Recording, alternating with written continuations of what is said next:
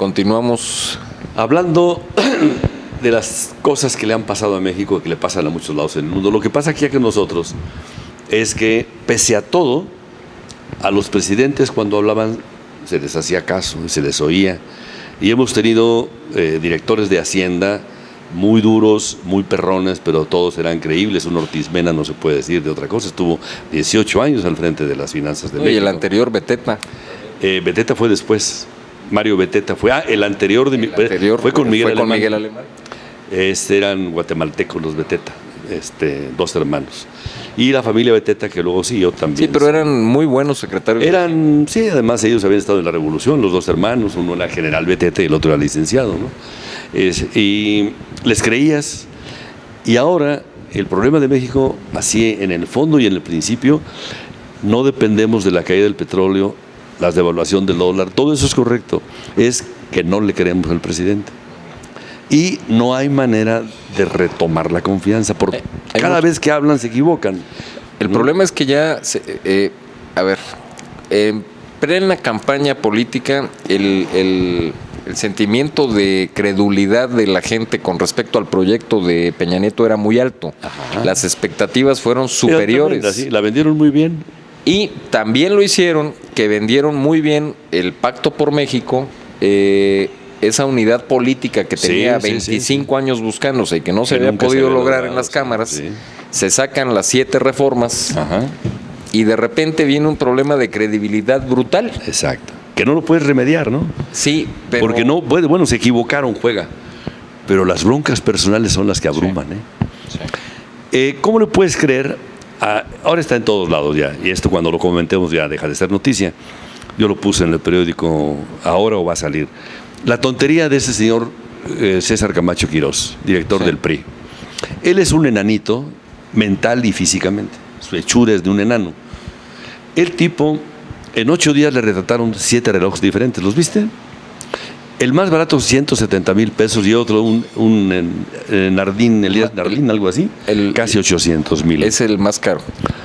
Pero tiene más. Sí. Esos los hizo en una semana, le estuvieron tomando todos los días una fotografía y un reloj diferente. La demostración de relojes vale 2 millones de pesos en 8 días y es su colección personal. Ese señor es el que está revisando la catadura moral de los que son candidatos para ser diputados federales. ¿Con qué cara lo va a hacer? Nos remitimos a nuestro señor gobernador. Hoy ya están haciendo el Museo de lo Barroco. El presupuesto inicial son 6,500 millones de pesos. Es una brutalidad de dinero. Es una locura de dinero. En un país reventado que no necesita. Deje el país, el Estado, porque para bien o para mal, los datos de INEGI y Coneval, que siempre se manejan, que yo tengo mis problemas con esos parámetros. No, mis problemas con esos parámetros de cómo se mide. Le creo más al INEGI que al Coneval, pero bueno.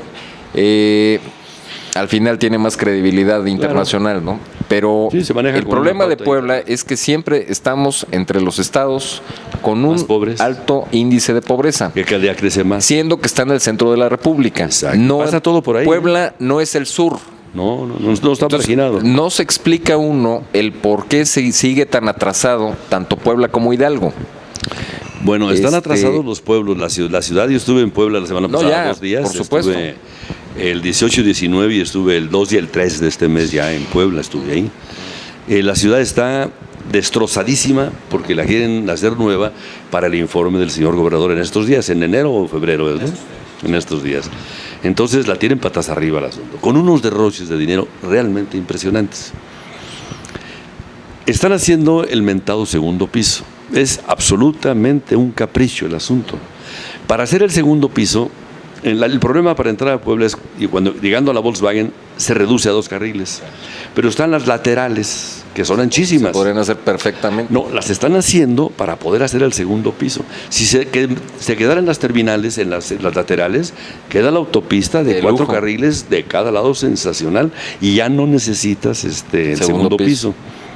Entonces se va a repetir la obra. Esa está en más de 12,000 millones de pesos. La bronca es a ver si la terminan, porque no hay dinero.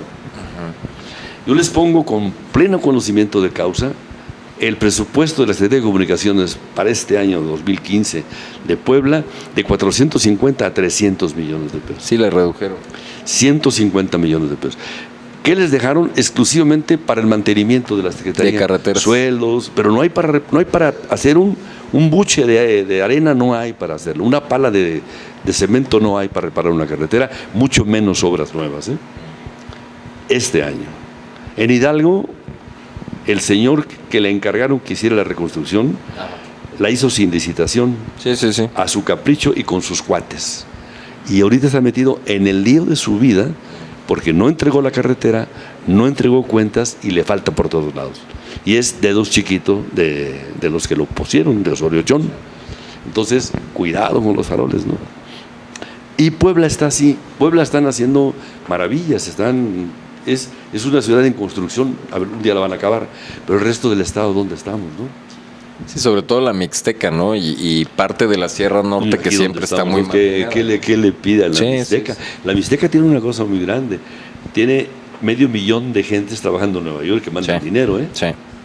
Hace algunos años, estoy hablando del año, todavía en el 2014, 2003, 2004, la ciudad que más dinero recibía del extranjero en el país, de braceros, era Atlisco. Sí, hasta la fecha, ¿eh? Todavía, fíjate, Atlisco, ¿eh?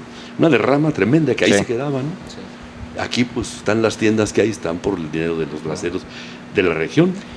Pues no solo empezaron en parte con eso, con las remesas, pero después del asunto de los avionazos en las Torres Gemelas, con el cierre de fronteras y se pusieron muy duros los americanos con la cuestión de los ilegales. Te quitan los zapatos para muchísima gente cada año empezó a regresar a México.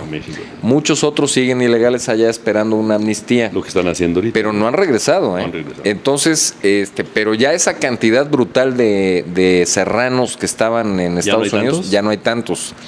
Entonces, por ejemplo, una empresa como Electra que llegó a Jicotepec a competir también en el mercado de muebles, en parte viene por el mercado de dinero, porque tienen su banco, que es el Banco Azteca, y aparte los envíos de remesas de Estados Unidos. Claro. Lo mismo va a pasar ahora con Coppel, que tiene su propio banco y también maneja remesas, ¿no? Y al salir te compras la licuadora. Exactamente. La ropita, pero es una competencia muy grande que tienen los bancos grandes del país. Sí, y sus costos de operación son insignificantes. Sí, insignificantes, y aparte tienen un nicho de mercado que no le interesa a los bancos grandes, que son las cuentas pequeñitas. Entonces no cobran comisiones por manejo, por apertura. Es una maravilla. Entonces, aparentemente tienen miles de clientes con muy poca, pero son miles de millones de pesos. Y la gente que no pide nada. Así es, así es. No hay que darles nada. Nada. Siquiera, nada. No. Es su tarjetita y con esa tarjetita disponen o depositan, ¿no? Y más sencillo no puede ser. Una genialidad, eso, señores. Así es. Y ahí estamos todos. Y ese es lo que realmente por ejemplo, a nosotros aquí la crisis petrolera nos pega muy de cerca, porque todos los planes de Agua Fría y toda esta región de Jicotepec están parados. Esos petróleos son buenos cuando están arriba de $60. A 37 que estaba hoy que estamos grabando. Sí, no está. Por eso la gente está espantada, dicen, va a comprar México, ya lo anunciaron, ¿no? 100,000 barriles diarios de crudo ligero podemos hacer para hacer gasolinas. Para hacer gasolina. No se espanten, la desgracia de México la dijo un poeta, López Velarde. Todos los problemas de México, empezando de la salida de Porfirio Díaz, la revolución y todo lo que nos pasa es por el petróleo. El petróleo ha sido maldito para México, porque todo el mundo se colgó del petróleo. ¿Cómo le llamaban los veneros del diablo, no? El niño Dios te escrituró un establo y los veneros de petróleo el diablo. Patria, no tantas. Léanlo, se llama Suave Patria, de Ramón López Velarde, de Jerez, Zacatecas. Murió muy joven, creo que de 30 años se murió el tipo, ¿no? Un gran poeta, ¿no? Aquí estamos padeciendo eso. El que hizo la apuesta definitiva fue el perro, o sea, C.A.C. López Portillo, que dijo, vamos a administrar la abundancia. Lo dijo un 5 de febrero, en aquellas manifestaciones faraónicas que hacía, que se llamaban la República, que las hacía el 5 de febrero. Y hizo una en Veracruz, y esta la hizo en Toluca. El orador fue Jorge Díaz Serrano, en el segundo año del gobierno, y dijo, vamos a administrar la abundancia. Y de ahí empezó el enorme endrogamiento de México. A ver, vamos a hablar de números. Luis Echeverría encuentra un país con una deuda externa de 2.500 millones de dólares. Fue lo que le dejó, el compromiso que le dejó Díaz Ordaz. Él deja la deuda en 19.000 millones de dólares. Casi 20.000. Casi 20. Este santo señor Echeverría, López Portillo, lo dejó en 100.000 millones de dólares. Y ahorita ya no sabemos. Se perdió. Es muy difícil calcularla, ya no se porque sabe. Ahora con las contabilidades modernas, sí, ya no se sabe, que ¿no? lo que aparece en los estados de resultados o en los presupuestos de ingresos y egresos, Ajá, que contemplan pasivos de ese tipo, pues hay ciertas maneras de esquivar por medio de métodos contables, sí, como está mucha deuda oculta que tiene el gobierno mexicano. Bueno, pues sí. Entonces, cuando a uno nos dicen, es que el México debe 100 pesos, pero luego resulta que aparecen pasivos ocultos. Sí, sí. Entonces, calcular la deuda de México hoy en día es imposible. A mí me parece que está bastante controlada dentro de los excesos que ha habido, sobre todo los últimos 10 años, precisamente por el alto precio que tuvo el petróleo. Exactamente. Tiraron el dinero. Pero no solo lo tiraron, se endeudaron aparte de eso. Sí, porque podemos pagar, ¿no? Sí, se le permitió a los congresos estatales endeudarse hasta la médula de los estados. Puebla está endeudada para 40 años, no se les olvide. Sí, entonces no sabemos exactamente cuánta es la deuda del país, porque aparte hay dos deudas, la externa y la particular. 3 deudas, la externa, la interna y la de los particulares. Que se pueden endrogar por su cuenta. Sí, y riesgo. pero también entra dentro de pues lo que es el riesgo. Entra dentro de lo que es el riesgo país. Ese es el problema. La economía va a salir de los que estamos aquí amarrados en la frontera, ¿no? De ahí tiene que salir para los tres rubros, ¿no? Y eso es lo que nos tiene atorados, el petróleo. Porque López Portillo y Miguel de la Madrid, ya lo hemos dicho hasta el cansancio, no hicieron 1 metro de carretera, mucho menos 1 metro de tren. Y se abandonó todo, el campo se abandonó la minería, los bosques, la pesca. Bueno, México tenía una flota pesquera muy rentable de camaroneros y atuneros. Y acaban con todo. Y un día, un señor de Campeche, que ahorita se me va el nombre, pero cuya esposa hizo el diseño del mercadeo de pan Bimbo en México. Esa señora había aprendido del mercadeo ese en España con un programa de Franco, cuando llevó Franco el pescado hasta el último rincón de la península ibérica, a través de una empresa muy bien organizada. Ese modelo se repite, viene a México, y la señora tiene un apodo muy famoso y estaba casada con un señor muy amigo del presidente que lo hizo secretario de Pesca, era departamento de Pesca. Y un día dice, vamos a hacer los ejidos del mar y a expropiar barcos camaroneros, mano. Como había muchísimo dinero para comprar los barcos camaroneros, gente muy competente del gobierno se fueron a países como Cuba, Nicaragua, Perú, y se trajeron chorizos de barcos abandonados en los muelles perdidos, enganchados por el remolcador, y los ponían en Guaymas, en Campeche, en Lerma, en Champotón, en Progreso, en Chetumal, como flotas propias de México. Y lo pagaron en dólares eso, con dinero del Banco Interamericano de Desarrollo. Consiguieron el crédito para comprar. La flota camaronera se acabó todo, se acabó. ¿Por qué? Compraron los barcos, pero compraron a sabiendas, todos de acuerdo, barcos que no servían, eran barcos abandonados. Trajeron barcos de cemento cubanos. Yo creo que el principal problema, ya lo señaló, a partir del año 70, que se acabó el desarrollo estabilizador, dejó de industrializarse México. Sí. Pero no solo eso, sino que poco a poco la gran industria mexicana se fue perdiendo, que existía, ¿no? Bueno, ya se producían componentes electrónicos en México. ¿Cómo no? Sí. Antes del final de Echeverría. Y Echeverría acabó con la industria mexicana de la electrónica. Acabó con todo eso, sí. Pero la acabó por decisión propia, ¿eh? Sí, por capricho, ¿no? Y hundió a muchísimas empresas. Entre el sexenio de Echeverría y el de López Portillo, como bien señala, se abandonó el campo, la pesca, todo. Los ferrocarriles, bosques, las carreteras. no se hicieron carreteras. Porque tenía la visión, López Portillo, de que México iba a ser tan rico. Yo creo que pensó que se iba a convertir en Kuwait o una cosa así, que dependen del resto del mundo para todo. Para todo. Pero tienen todo el dinero del mundo pues para sí, además pagarlo. les urge gastarlo, sí. Tan rico que es México. Era. Y abandonar todo eso. Abandonado. Se abandonó todo. Y se sigue abandonando. Todo sigue siendo comprado por las grandes empresas, ¿no? Las corporaciones. Tú sales a competir al mundo y no puedes competir, ¿no? Sí. Por eso mucha gente ha tenido que vender las cosas, porque no es por falta de patriotismo, ganas de trabajar, no puedes competir, no tienes elementos para hacerlo, ¿no?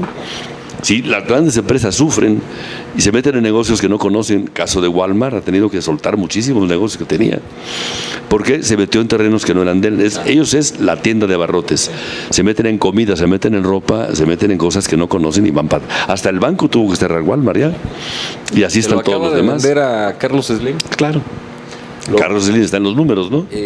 Walmart va a ser una unidad propia, con su propio nombre. Se va a seguir llamando el banco Walmart, sí, pero va a depender de Inbursa. Sí, que es una institución muy saludable, muy sana. Curiosamente, Carlos Slim es el hombre tercero o cuarto más rico del mundo, pero su consorcio es el número 186 en el mundo. No es del primero, 186, que es mucha distancia, ¿eh? Sí. Todo Carson completo, todo lo que es el número 186. Él en lo personal es el tercero o cuarto hombre más, o el primero por ratos, ¿no? Porque es un juego de acciones, un día eres más rico y otro.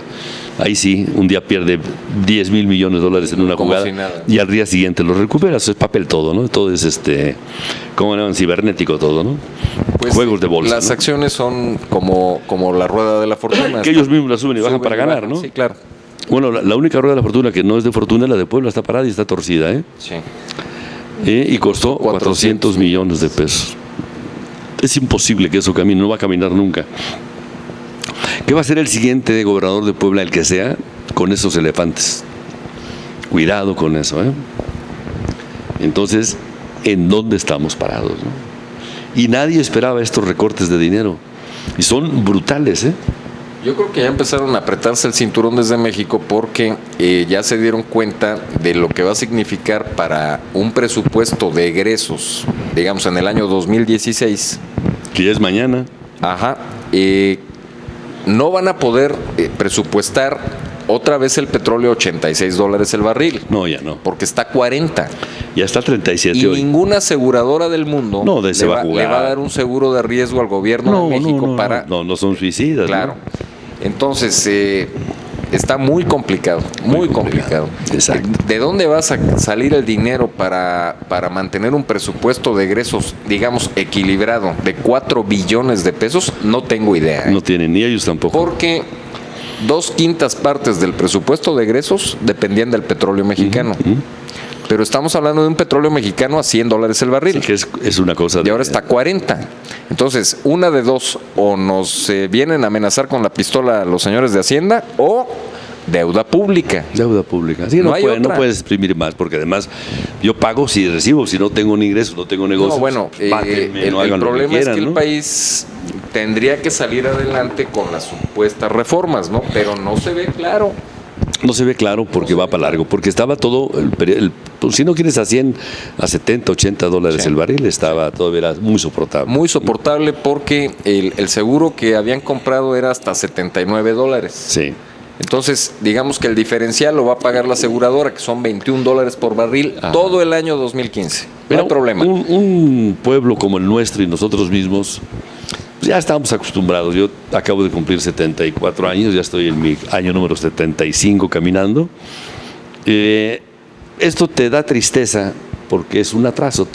Ves que todo lo que creías que tenías, no tienes nada. Te lo hicieron sal y agua. O sea, tus cosas no tienen precio, ya no valen. Está todo en venta, no hay quien lo compre, ¿no? Alguien se beneficia porque tienen liquidez, ¿no? Yo lo que veo para este año es que hay que tener mucho cuidado, y esta sería una opinión muy personal, que la tome quien la quiera, pero hay que tener mucho cuidado con el valor adquisitivo del dinero. Que se va a comprar, ¿no? Sí, pero genera dos problemas. Uno, el mismo dinero que hoy gana cualquier trabajador, por mucho aumento al salario mínimo, te lo comes, que fue mínimo, ¿no? Los productos van a subir de precio. Claro. El problema no es que suban de precio, sino que el dinero que uno trae en la bolsa no alcanza para comprar esos productos. Nada, ya no comes. En el ramo del comercio, mucha gente que vende cierta clase de productos se puede descapitalizar si no es cuidadoso. Sí, vendo y luego ¿con qué compro para volver a surtirme, no? Entonces hay que tener mucho cuidado. En fin, a mí me tocó crecer con eso porque lo aprendí, lo mamé de mi padre. Sobre la marcha, ¿no? Sí, en las épocas de López Portillo y la mayor inflación Madrid. fue de la Madrid. Lo que viene este año para mí no es nuevo. Ya lo has vivido, pero es muy triste. Pero ¿no? es muy triste. Es muy triste porque amaneces con una angustia de que qué es lo que vas a hacer, ¿no? Ahora, encima de eso, el enorme desprestigio del gobierno, de todos los partidos, no nada más de Peña Nieto, ¿eh? Eso no lo van a poder pasar. La clase porque política en general. En lo mismo, ¿no? Exacto. Estos están ahora cuidándose muchísimo qué candidatos van a poner, pero cuando ves los prospectos, pues salimos de perico a perro, ¿eh? No hay nada que hacer. Entonces, ¿cómo le vas a creer tú como individuo? Votarás por el que tengas que votar, y si no votas, de todos modos van a salir. La solución son Estados Unidos, como siempre. El presidente que venga, sea Obama o el que venga, no quieren tener un conflicto en la puerta, están arreglándose con Cuba. Claro. Están echando para abajo a Maduro, no van a querer tener una explosión en su casa. ¿Qué es lo que hacen? Pues ponernos más condiciones, ¿no? Ayer ya lo dijeron públicamente, te queremos ayudar a resolver los casos. Sí. Y en público lo dijo. Y Obama, público, vamos a decirte, no se pueden desaparecer 43 personas, pero nos estamos distrayendo. Ayer encontraron en Guerrero otros 11 cadáveres y 10 cadáveres con 11 cabezas, ¿no? Entonces uno es bicéfalo, como está raro, ¿no? 4 fosas. Ajá. Y no han dicho de dónde salieron esos chamacos, esa gente. Otra balacera, 2 días seguidos de balaceras en Apatzingán, con 11 muertos por un lado. Hace 2 semanas los de La Ruana, otros 11 muertos. Es constante las tranquisas, ¿no? ¿Qué está sucediendo? Les está fallando todo lo que han hecho porque están haciéndolo de manera prepotente. No tienen solución. ¿Qué va a pasar con esos 40? Los chamacos están o desaparecidos o muertos, man. O bueno, ambos, ¿no?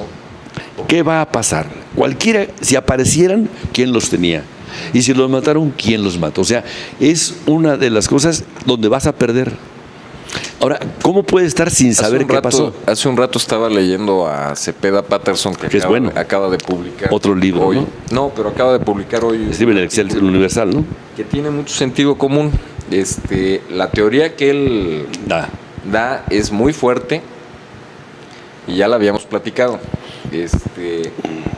Como para qué un grupo de narcotraficantes se iba a tomar la molestia de incinerar a 43 personas.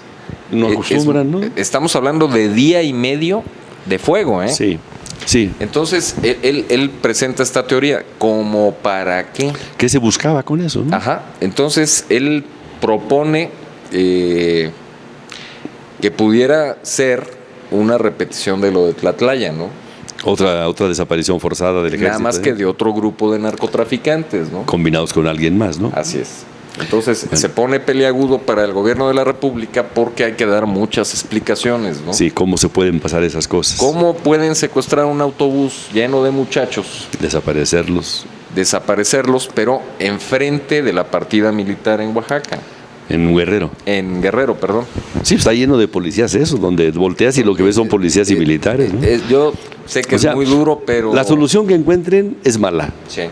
Si aparecen porque aparecieron, ¿dónde estaban? Y si no aparecen, y si no aparecen, ¿cómo es que desaparecieron? ¿No? Entonces es un perder o ganar el que está moviendo el tapete, pero ¿no? Ese es otro problema que tiene el gobierno federal hoy en día, porque se están creando movilizaciones todos los días, no cejan en el empeño de protestar hay mucha lana ahí atrás. Ayotzinapa. Sí.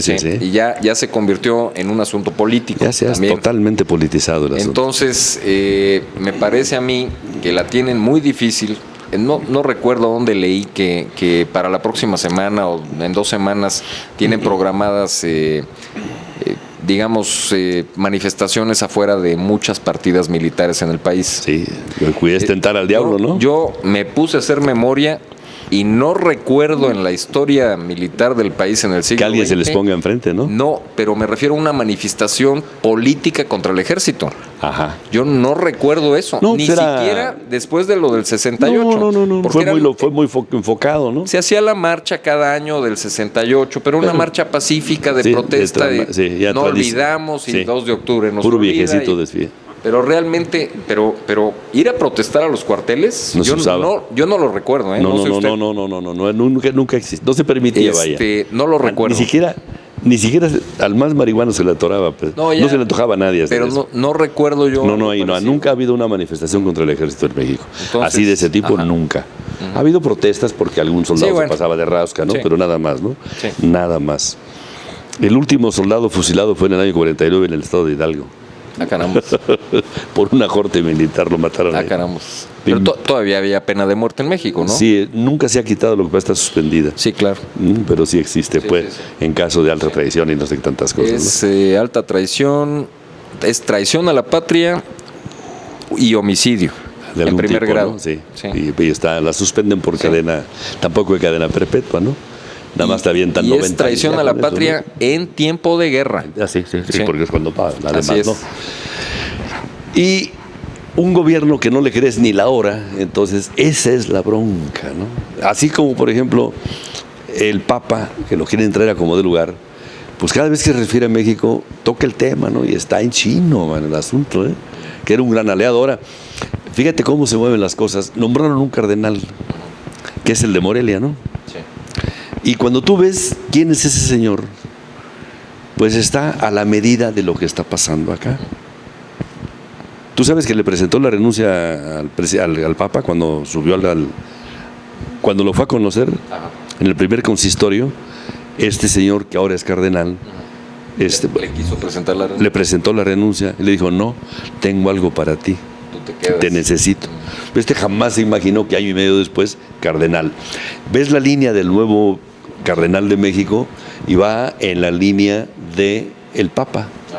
Es derechos humanos, protección a los desvalidos, a los migrantes, a los correteados. Es de esa línea. Es una bofetada enorme. Acaban de nombrar a 15 y casi todos de países muy atrasados de tercer mundo. Pues sí, porque es donde está la riqueza de una iglesia, ¿no? Está la pobreza de la gente. Claro, y es donde puedes hacer proselitismo para tu iglesia y ganarte, el que crea en el cielo, pues ganárselo a base de obras y trabajo y consisto. Bien hecho el trabajo, ¿no? Sí.